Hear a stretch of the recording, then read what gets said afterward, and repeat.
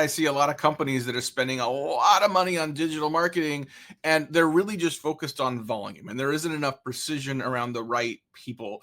And even in a B2B space, I find it's sometimes a culture change, Jim, to be able to Mhm. help people get away from the most clicks for the lowest possible cost and say, I'm okay with fewer clicks if they're the right clicks.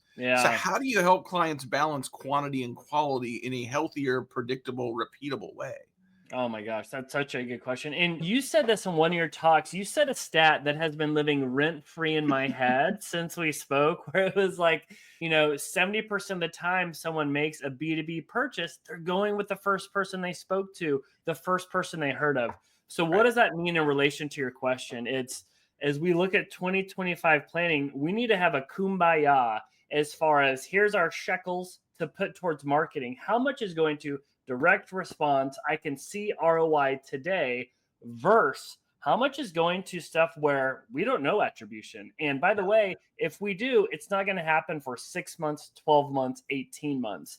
Right. And that's a huge culture shift. So that's one thing, is having that kumbaya. And by the way, reminding people. The second thing that I think marketers and salespeople, it can be really tough to create a culture of messing up, failing, and testing.